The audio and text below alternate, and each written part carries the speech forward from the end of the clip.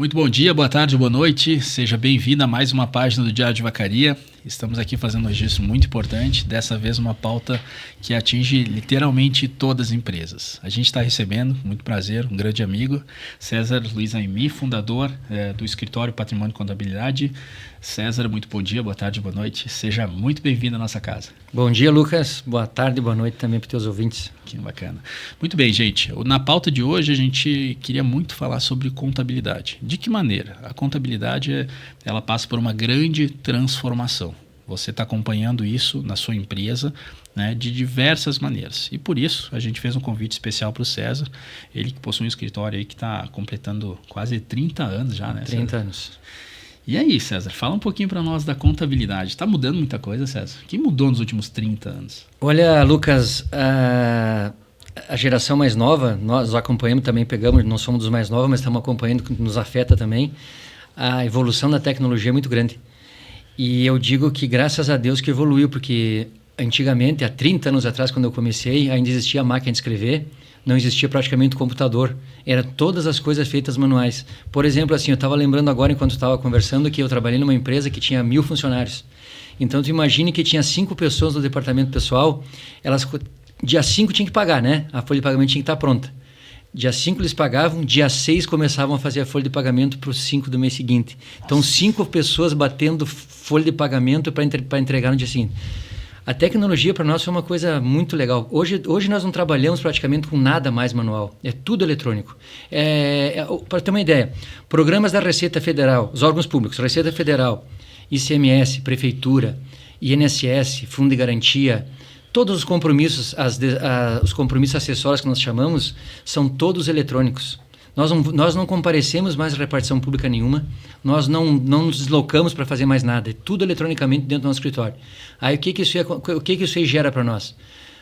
Economia de tempo, economia de dinheiro, tu faz um investimento inicial, depois tu não investe mais. Tu imagina que tu tinha que ter várias pessoas te deslocando para vários órgãos todos os dias. Hoje nós não fizemos mais nada disso, é tudo dentro do escritório. Aí tu pergunta assim, tá, mas isso é bom ou é ruim? Para mim é bom. Tu faz uma pergunta para um agente público, ele não pode te responder naquela hora, mas dali meia hora, uma hora, no outro dia te responde. Então tu tem clareza e tu tem a coisa por escrito, é tudo tranquilo. E foi uma escalada nacional, né? Uma escalada nacional. Todo ano praticamente o governo lança alguma coisa diferente nessa área tecnológica. Por exemplo, o ano passado começou, em 2022 começou o tal dia social. Quando falaram no e-social, meu Deus, todo mundo ficou preocupado. Meu Deus, tudo eletrônico agora, na parte do departamento pessoal. Mas é uma coisa fantástica. É tudo eletrônico e tudo funciona. É impressionante. E teve uma parte também, César, que chamou bastante atenção, questão do próprio relacionamento com as instituições bancárias também, né? O trabalho todo foi se alinhando para a digitalização de todas as etapas, comunicações e tudo mais, né? Isso, veja só. Hoje você abre uma conta no banco sem sair do teu escritório, da tua empresa. Tu manda teu contrato social, teu cartão CNPJ, os documentos dos sócios, o banco te manda o contrato, assina eletronicamente, devolve eletronicamente, não tem que se deslocar, tudo funciona assim. Agilidade e rapidez nas coisas é muito importante. Claro que tudo isso aí também tem um outro lado, tu tem que estar bem equipado, tu tem que ter equipamentos bons de internet, tu tem que ter as tuas coisas funcionando. Se você não investir em infraestrutura de tecnologia, tu não consegue trabalhar. Agora, se tu investir em tecnologia e infraestrutura, tu vai conseguir os melhores resultados. Isso é importante. Tu estava comentando antes ali sobre essa questão. A gente falou do banco, a gente falou da mudança a nível governo estadual, federal. E a questão de abertura de empresa. Como que era lá atrás? Mudou esse processo? Nossa, mudou muito. Veja só, há uns mais de 5 anos atrás, você demorava 30, 60 dias para abrir uma empresa na Junta Comercial do Rio Grande do Sul. Não todas as juntas comerciais. Hoje a junta é eletrônica. Você manda teu documento lá, entrega para eles a documentação. Eles, em 2 dias, te dão um retorno. Você faz assinatura digital, sem ninguém se deslocar, ninguém assinar com caneta. Questão de uma semana, 7 dias, 10 dias, tu tá com a empresa aberta com o CNPJ na mão. E isso mudou muito, acho que todo o ambiente do contador, né? A equipe também exigiu mais atualização, né? Todo mundo tem que estar treinado. Assim, o treinamento no escritório sempre existiu, tanto quando era manual como eletrônico. Agora, com a parte eletrônica, tu tem que estar mais afiado ainda. Tu tem que estar por dentro como é que funciona essa tecnologia, tu tem que ter programas bons e pessoas que se interessem nessa área, porque senão tu não consegue trabalhar. Sabe, eu me recordo de uma das falas que a gente já teve, César, e quando a gente vê assim, a gente fala dessa onda toda de tecnologia, de inovação que tá vindo, né? Porque se a gente for ver, ela é uma onda muito acelerada, né? Há 5 anos atrás, você acabou de falar que as empresas demoravam mais, né? Já começou a evoluir. Agora, para quem está do outro lado do balcão, para o cliente que não é tão conectado, né? Eu conheço muitas pessoas que são até resistentes em, às vezes, ter uma conta de WhatsApp, são resistentes em relação a ter um e-mail, né? Acabam pedindo para o filho, para o neto, vê esse e-mail para mim, resolve isso aí para mim. E isso para um escritório é um verdadeiro desafio, né? Porque se a tecnologia impõe aquela rotina de treinamento constante para que as pessoas sejam atualizadas, do outro lado do balcão, como que fica essa experiência do cliente? Na verdade, isso que tu está falando acontece comigo também. Eu sou meio chucro com certas coisas dessa área, mas eu sei que a tecnologia precisa, eu tenho que seguir em frente. Então, o que acontece? Nós tentamos sensibilizar e mostrar para o nosso cliente que quando nós queremos que ele faça uma coisa nessa área tecnológica, não é para nos facilitar o nosso serviço, é justamente para nós fazermos um serviço melhor e mais ágil, mais rápido para ele. E aí, quando eu explico isso aí para ele, mostro o porquê que nós queremos fazer assim, ele acaba entendendo. Então, nós conseguimos alinhar isso aí. E os clientes entendem isso aí. E eles sabem que é um caminho que não tem volta. Eu não vou voltar atrás, vou comprar uma máquina de escrever, vou começar a bater a máquina de escrever. Não, ele não vai voltar atrás. Ele sabe que ele tem que se direcionar nessa direção aí. Que tem que ir para frente. Então, a gente consegue convencer o cliente e mostrar para ele que não tem volta isso aí. Eu imagino que, falando em mudança de cultura, né, é um verdadeiro desafio, né? Tem gente, eu me recordo que esses dias eu estava conversando com o pessoal da Corsan e eles estavam contando assim que existe nesse momento, né, muitas pessoas que não estão recebendo, uma reclamação aqui da comunidade Vacaria, que muita gente não está recebendo a conta física. No entanto, a própria Corsan recomenda o uso do aplicativo. Isso. Então, a gente está vendo assim que o tamanho do problema ele é grande, né, porque existem pessoas que às vezes até não têm condições de ter, né, o lado.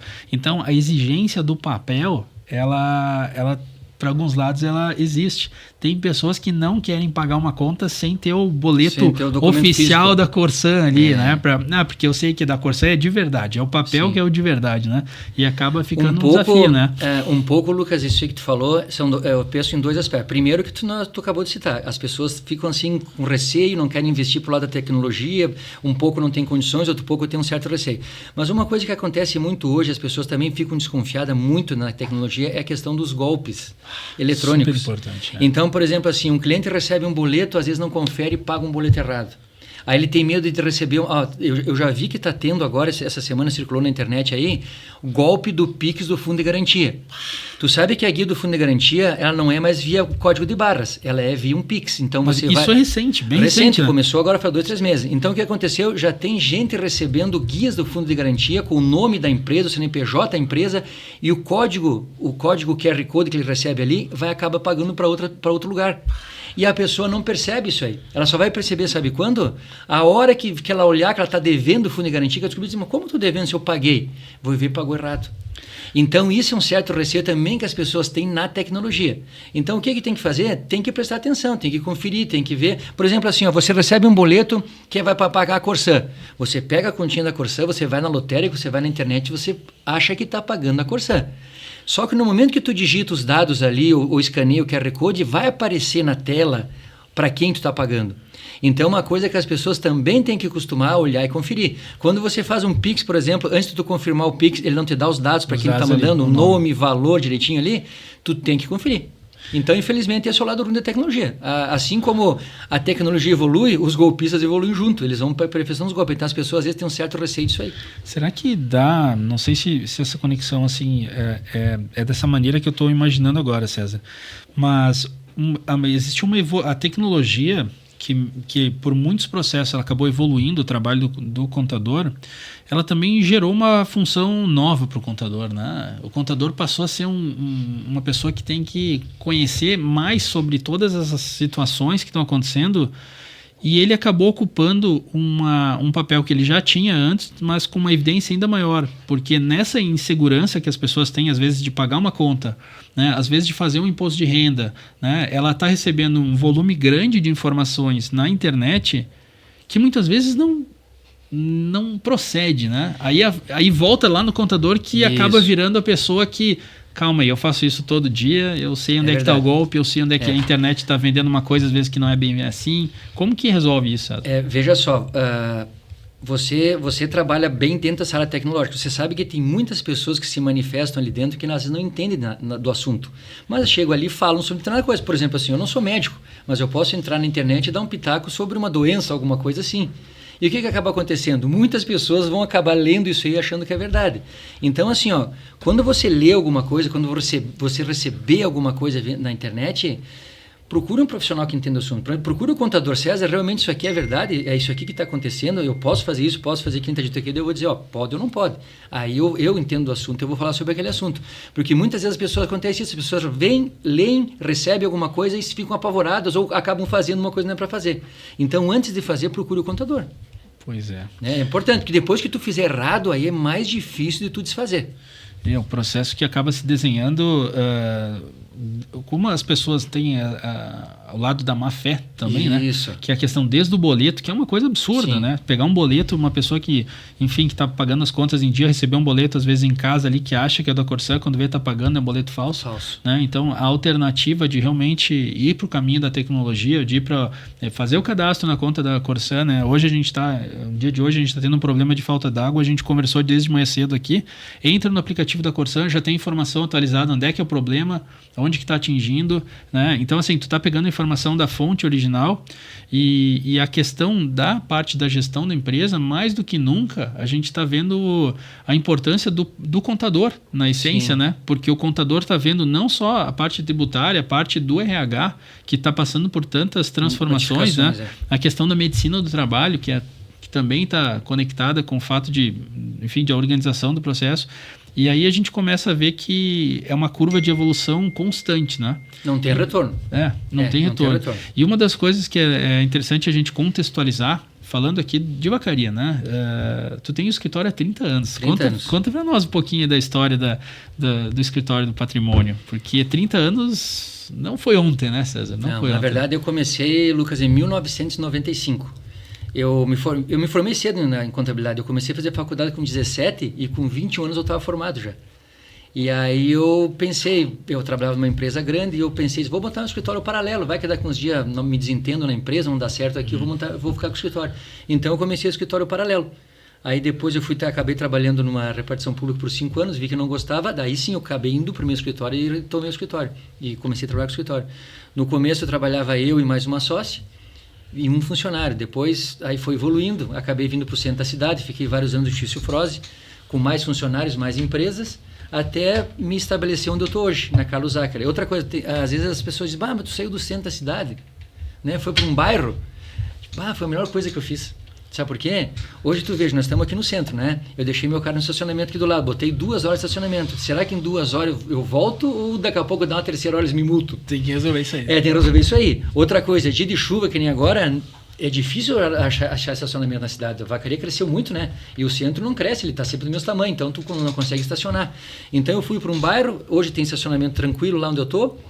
Outra coisa, o meu tipo de profissão, contabilidade. As pessoas, eu não preciso de vitrine ou de um local que as pessoas passem e vejam minha propaganda no meu escritório. Eu preciso de um lugar para atender os clientes, e os clientes vão lá. Então, para mim, foi um baita negócio para lá. Tu vê, hoje eu tenho uma estrutura, eu tenho clientes em Muliter, Vacaria, Campestre, Bom Jesus, Muliter, no São Jorge, Florianópolis. Aí eu disse, mas como que tu atende esse cliente? Eu não preciso ir lá. É tudo online, tudo eletronicamente. Eles me mandam documento eletronicamente, eu faço eletronicamente e mando para eles, eu consigo resolver tudo. Eu tenho uma equipe hoje de 35 funcionários que trabalham comigo, né? Eu atendo todo tipo de empresa e todo tipo de atividade, segmento. Não tem aquele negócio de atende só a empresa desse ramo, daquele ramo. Não, atendo todos os tipos de empresa, pequena, grande, média. Os funcionários aí, uma vez até a gente estava conversando sobre isso, desde as antigas, né? Sim. Tem pessoas que realmente acabam entrando no time e se identificam muito com essa história, né? Tu vê, eu estava vendo ontem lá no meu escritório que nós estamos preparando alguma coisa para os 30 anos. Eu tenho clientes desses 30 anos. eu abri essas empresas quando eu comecei, o escritório estão comigo até hoje. Acho que... Aí esses dias até um falou comigo, César, tu viu que faz 30 anos que nós estamos juntos? Faz 30 anos que estamos juntos. Que coisa boa, né? E ele disse, eu não saio daí por nada, a não sei que um dia tu me ofenda, faça uma coisa que me ofenda, senão eu não saio daí. Eu sei que eu estou seguro, que tu faz a melhor coisa por nós, e eu faço mesmo. Sabe que isso é uma coisa que a gente tem, quando a gente pensa assim, a figura do contador, ela entra quase no universo familiar da empresa, né? Sim. Porque ela gera essa relação aí, que nem tu falou, de 30 anos, e sempre, às vezes, a empresa vai tomar uma decisão. Eu acho que a gente vive um momento assim de tantas mudanças tributárias no Brasil, que mais do que nunca, né, a gente faz aquela... Eu fico pensando muito naquela figura do lucro presumido, do lucro real, né? Do simples, né? A importância do contador num momento que nem esse, né? E aí tu vê assim, a relação tão familiar que faz com que esse contador ele venha para tomada de decisão, né? Às vezes tu tem os acionistas ali na empresa e o contador junto. Isso já acontece, César? Veja uma coisa assim, ó, eu acho que duas profissões que tu tá sempre ligado nas pessoas e na vida econômica delas é o contador e o advogado. Então tu veja assim, o contador, ó, por exemplo assim, os clientes hoje eles não fazem um negócio sem falar comigo. Diz assim, César, eu estou com vontade de fazer tal negócio, o que tu acha? Como é que é o aspecto tributário? O que eu vou pagar de imposto? Como é que funciona? O que tu acha? Eu vou dar todas as informações para ele. Vamos fazer um planejamento para ver como é que ele vai ficar bem enquadrado. Porque assim você pensa assim, como é que uma empresa está indo bem e ela não tem um contador bom, ou ela paga muito imposto e vai bem? Existem vários aspectos. Por exemplo, assim, ó, você pode pagar muito imposto e está indo bem. Mas se tu diminuir essa carga tributária, tu não pode ir melhor ainda? Pode contratar mais gente? Pode ter uma lucratividade maior? Então, isso é muito importante. O planejamento tributário, Lucas, é uma coisa muito importante na vida das pessoas jurídicas. E tanto também nas pessoas físicas. A pessoa física, por exemplo, hoje que trabalha médico, advogado, produtor rural, que trabalham na física, é muito importante também de fazer um planejamento tributário. Porque a questão, principalmente no nossa região, né, que tem toda uma estrutura gigantesca de produtor rural. Isso. O produtor rural precisa dessa informação, Precisa. Pro campo, né? Precisa pro campo. E outra Fala coisa... um pouquinho para nós da parte do contador para a pessoa do campo, César. Veja só, hoje a atividade rural, ela tem uma série de benefícios que tu tem que saber aproveitar. Por exemplo, assim, ó, o produtor rural que tem hoje um prejuízo, ele pode pegar esse prejuízo e ir compensando com lucros futuros, 100%. Numa empresa, só se ela for tributada pelo lucro real, e tu só pode aproveitar esse prejuízo, só pode abater 30% do próprio lucro. Ou seja, tu tem limitadores. Na atividade rural da pessoa física, tu abate 100% desse prejuízo.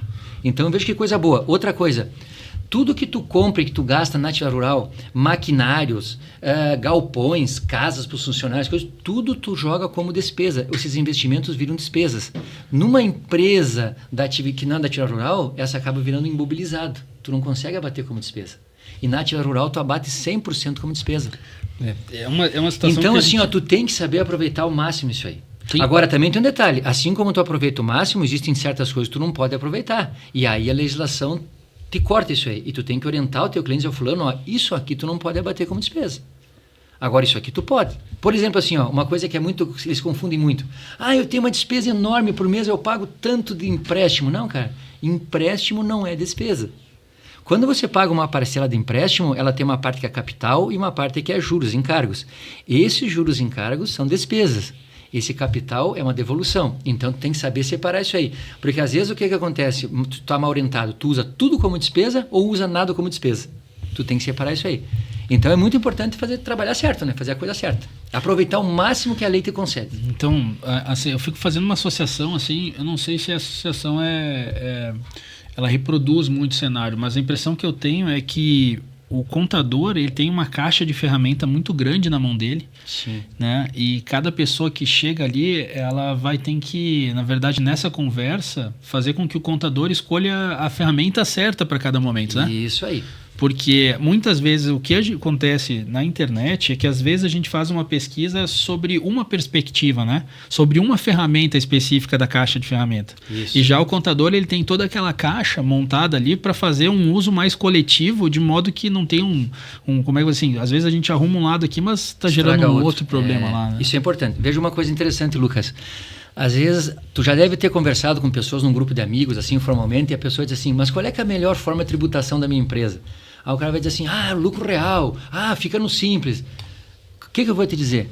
Cada caso é um caso. Cada empresa tem uma peculiaridade, um tipo que vai se adequar para ela. Então, como é que eu escolho a melhor tributação daquela empresa? Com os números que eu tenho na mão. Com os números que eu tenho na mão, eu vou fazer o tal de planejamento tributário. Vou escolher a melhor opção tributária para aquela empresa. Então, não adianta alguém dizer assim, esse ramo aqui é lucro real, esse ramo aqui é presumido, esse ramo aqui é simples. Não. Cada caso é um caso. Então, quando chega um cliente no meu escritório novo, uma pessoa que não é meu cliente, e diz assim, César, eu quero mudar para o lucro real, eu quero mudar para o simples, o presumido, o que tu acha? Eu digo, o que eu vou te dizer? Me traz um balancete da tua empresa, o último balancete que tu tem, aí com os números eu vou analisar. E aí o que acontece? Com aquele balancete ali, eu consigo chegar a 80% do que eu preciso buscar. Depois, trabalhando, a gente consegue resolver os outros 20%. E aí eu vou pegar a opção tributária melhor. Sabe que uma das outras associações que a gente tem que fazer com a figura do contador é que na parte das empresas, o contador foi um dos primeiros profissionais, se não foi o primeiro profissional externo da empresa a ser tão importante para ela.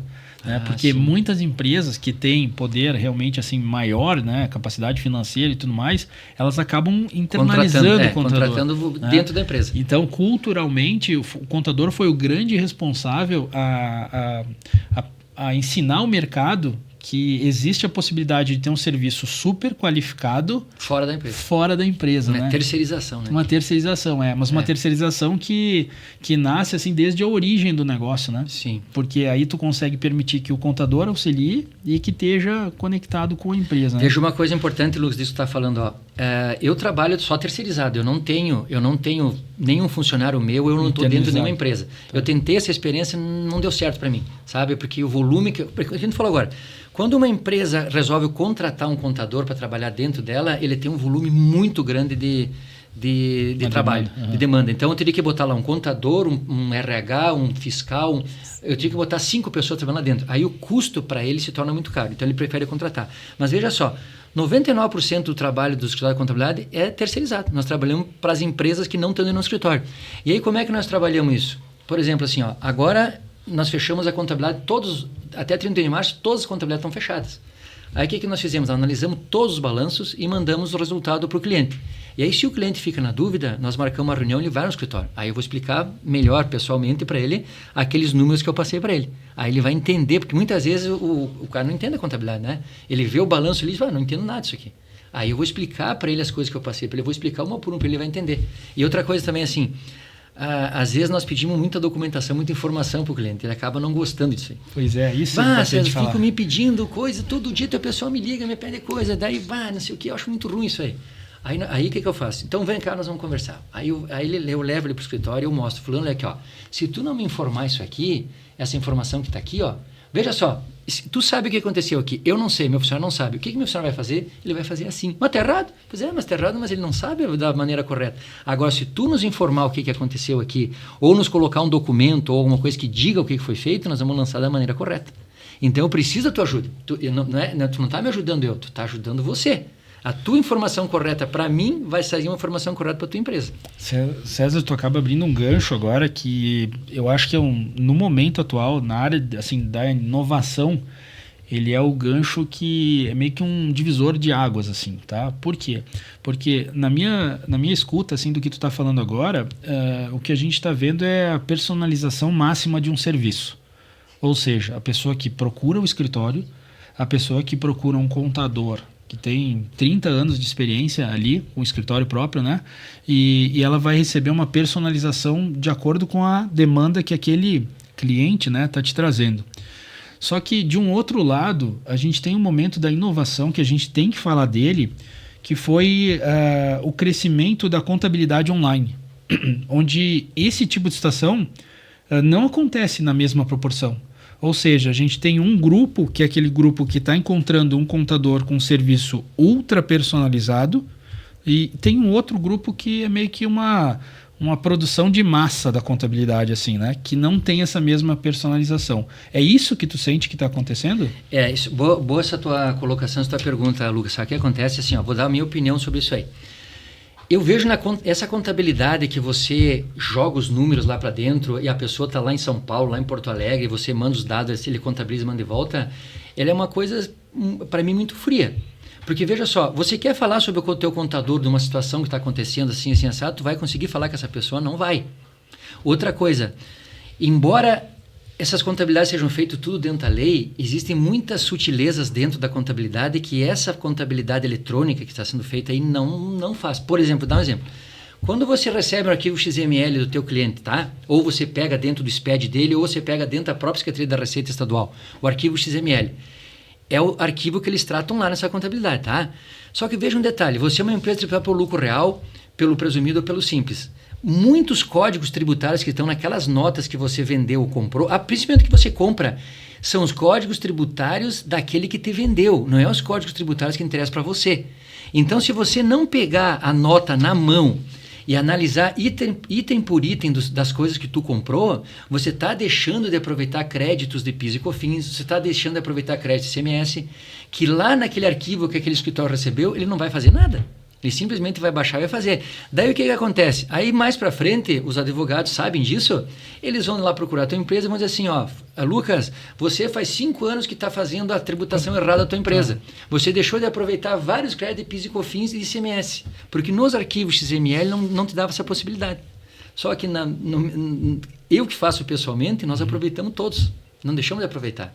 Então essa é uma diferença muito grande que eu acho que tem aí. Então, o papel, na verdade, desse contador, dessa contabilidade, eu estava aqui, escutando a tua fala, eu estava colocando pensando assim numa característica, tipo, tu é o proprietário da empresa há mais de 30 anos, né? Tá dando uma aula para nós aqui de contabilidade agora e assim, um lado bem do dia a dia, né? Então, a gente está conversando com uma pessoa que, além de ser o fundador da empresa, continua, digamos que assim, na ativa, né? Porque muitas vezes, às vezes a pessoa acaba, eu sou o fundador da empresa, coloca todo o staff lá para trabalhar e acaba, né, se distanciando, mas não, a gente está vendo nessa tua fala a operação mesmo, né? Eu monitoro o departamento pessoal, fiscal e contábil, mas o contábil é que é a minha paixão, é a contabilidade que eu gosto de fazer. Então, assim, depois que o pessoal da contabilidade fecha todos os balancetes, eles mandam para mim. E aí eu analiso os balancetes também. E aí esse contato com o cliente para dizer, fulano, tua empresa está assim, está assado, tem que melhorar aqui, tem que cuidar ali, tem que fazer isso aqui, aí é comigo. Então, essa personalização, eu acho que mais do que nunca é um assunto que a gente tem que mostrar para as pessoas, sabe, César? Sim. Porque o que acontece com o crescimento, principalmente da área de inteligência artificial, que a gente faz o que? Uma produção de massa, né? Mas a inteligência artificial consegue personalizar algumas coisas, mas é a mesma coisa que tu ir eu vi ontem um vídeo de uma loja de roupa mostrando que essa loja era de serviço personalizado e que ela filmou um elevador e aí nisso entraram várias pessoas usando a mesma roupa que tinham comprado numa loja que faz uma oferta de massa, assim. Sim. E daí ela disse assim, personalização significa isso, significa você se diferenciar, né, de um grande grupo através de um trabalho mais feito sob medida, né? O trabalho do antigo alfaiate, né? Não sei se tu pegou o tempo do alfaiate, mas antigamente, né, era muito visto o alfaiate para fazer as coisas, por quê? Porque ele fazia de acordo com o teu corpo. Né? Então não era tu ir numa loja e ficava a perna comprida, o braço sobrando, né? E isso aí acabou digamos que assim, se visualizando entre o grupo que é uma coisa mais personalizada para que lá na frente, né, encontre essa solução personalizada e a partir do momento que a gente começa a valorizar isso, a gente começa a entender o que está acontecendo hoje na área contábil, né? E uma coisa importante, Lucas, veja só, essa questão da contabilidade toda eletrônica, ela é contabilidade mesmo. Agora, e quando tu tem uma dúvida tributária, quando tem uma dúvida de imposto, tem que emitir uma nota, tem que mandar uma mercadoria para cá e para lá, daí como é que tu faz? Esse pessoal não te atende. Aí eles dizem assim, não, eu faço só contabilidade, agora essa dúvida tributária, essa dúvida de RH, tu tem que procurar outra. Aí, como é que fica isso? Né? Não tem? Hoje tu diz, eu tenho que mandar uma mercadoria para lá, eu não tenho filial lá, eu tenho que entregar, depois vai sair de lá, vai para outro lugar, como é que eu faço? Aí se ele ligar nessa contabilidade que ele faz eletrônica, eles não vão responder isso. Ele vai dizer, não, isso é com outras pessoas, não é conosco. Então é difícil, né? A situação tributária, ela tá passando por transformação muito rápida. Olha, Lucas, entra governo, sai governo, seja que partido for, o que for, eles estão sempre mexendo na questão tributária. Essa reforma tributária que está tendo aí, que ainda não saiu do papel, eles já estão mexendo em algumas coisas. Por exemplo, esses dias saiu uma medida provisória que vai mexer nos créditos de PIS e COFINS. E como ela é uma medida provisória, ela já tem efeito na data de publicação. Então, ela já está com os efeitos hoje. E as pessoas não percebem isso aí. Então, assim, é uma loucura. A área tributária do Brasil é uma loucura. E outra coisa, quando se fala em questão tributária, é um emaranhado de legislação, é um emaranhado de coisas que tu fica louco. Aí o investidor estrangeiro que vem para o Brasil, ele fica pensando, eu não consigo entender isso aí. Mas não é só o estrangeiro, o brasileiro não consegue entender também. Quando eu faço um cálculo tributário de um cliente que está entrando no meu escritório, ele fica louco, mas tá louco, eu pago tudo isso de imposto, crédito de PIS, COFINS, crédito, CMS, débito, essas diferenças, sabe? É uma loucura. Mas infelizmente é assim, aí entra a pessoa do contador, nós que tentamos adequar a maneira melhor para o cliente conseguir trabalhar, entender o que ele está fazendo. Porque muitas vezes o cliente pergunta assim, como é que aquele meu concorrente está vendendo esse celular aqui por R$1.000 e eu estou vendendo por 1.500, eu estou ganhando quase nada vendendo 1.500, e como é que ele consegue vender por 1.000? Bom, aí existem duas coisas. Ou ele está rasgando dinheiro, que eu acho que não está, ou ele achou um crédito ou uma questão tributária que ele está se beneficiando disso aí. Aí nós temos que entender por que ele está conseguindo um preço melhor. Poxa. Isso é muito importante. Que aula, César.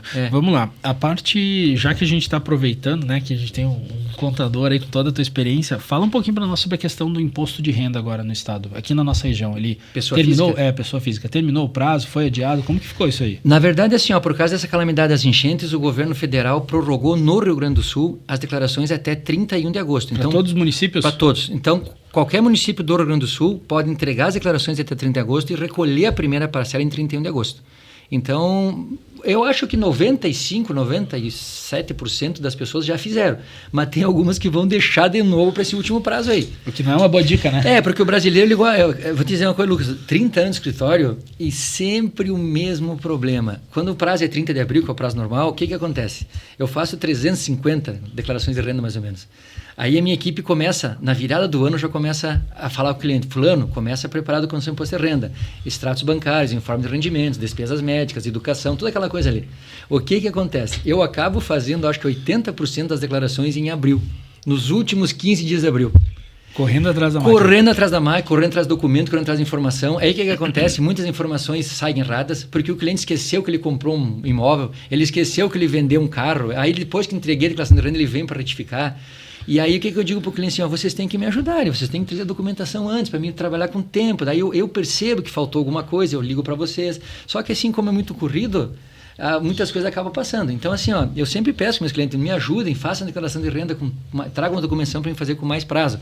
Mas infelizmente o brasileiro gosta de deixar para a última hora. Mas que coisa assim, não é... Outra coisa assim, a Receita Federal disponibiliza já há alguns anos a tal declaração pré-preenchida, que você entra no site da Receita, clica lá, já vem algumas informações tuas. Por exemplo, os rendimentos que você teve durante o ano de empresas que você trabalhou ou que você teve algum tipo de rendimento, já vem ali. Mas é 20% mais ou menos do que você faz. Então, tu acha que tu vai pegar a declaração pré-preenchida? Não é bem assim. Sabe? Vai faltar muita informação ali. Então, tu tem que fazer a declaração de renda. Não adianta. O bom seria que a pessoa fosse construindo ela no decorrer do ano, né? Seria o ideal. Separar tudo. Isso aqui eu vou separar para o imposto de renda. Uma pastinha com despesas médicas, exames, educação. Escolas, isso. Mas pouca gente faz isso. Pois é. Pouca gente faz isso. Mas aí, assim, com o tempo a gente ganha experiência, né? Não é só a idade. Quando eu pego uma declaração de renda para montar, eu e minha equipe, nós já notamos que faltam algumas informações. Entendeu? E outra coisa importante também, terminado de entregar as declarações de renda, terminou o prazo de 31 de agosto agora, por exemplo, a partir de setembro, nós nos antecipamos, nós entramos dentro das declarações de renda do nosso cliente na malha e vamos ver quem está em malha, quem está com problema. E aí nem esperamos a Receita Federal notificar. Nós já pegamos, chamamos o cliente, olhamos o problema e chamamos o cliente, fulano, tu caiu na malha. Mas por quê? Porque aqui está dizendo que tu teve mais uma renda que tu não nos trouxe. Mas do que é? De tal coisa? Esqueci. Então vamos retificar? Vamos. Aí retificamos. Aí pode ser que dê mais imposto para pagar, pode ser que dê menos restituição. Entendeu? Aí nós temos que adequar. Tem que ir ajustando. Porque existem algumas informações que a Receita recebe que essas não tem como tu não declarar. A Receita já recebeu. Geralmente são cruzamentos da DIRF. Então, uma fonte pagadora informou que pagou para você, um médico informou que tem uma despesa para você, você não declarou, aí tu usa, quer ou não quer, não usa, mas estão lá dentro. Mas é 20%. César, a gente quer deixar um convite para ti, sempre que a gente tiver grandes movimentações aí nessa área contábil, né? Para que a gente consiga usar esse espaço para falar para toda a nossa audiência, né? De que maneira a gente pode estar ajudando eles, né? Levando o trabalho do contador cada vez mais presente, deixando ele mais presente para as pessoas entenderem realmente como que o contador pode, né, trazer uma série, né, de recursos aí, informações para as pessoas terem, né, um resultado financeiro muito mais atrativo na parte da gestão da empresa, né?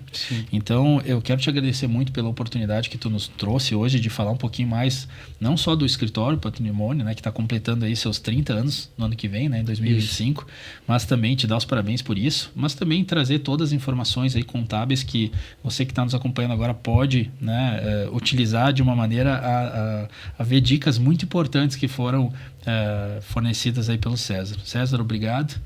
E seguimos em frente. Lucas, eu agradeço, eu me coloco à disposição. Sempre que tiver alguma coisa que eu possa ajudar no âmbito geral, me convida, eu venho com prazer, não tem problema, eu tô aí para ajudar. Muito bem, gente. O Diário de Vacaria fica por aqui. A gente está registrando mais esse podcast, registrando na nossa página do Diário de Vacaria uma informação contábil de muito valor agregado. O César aceitou nosso convite para falar um pouquinho sobre o momento da contabilidade atual. É isso aí, a gente fica por aqui. Até o próximo destaque do Diário de Vacaria. Valeu, pessoal.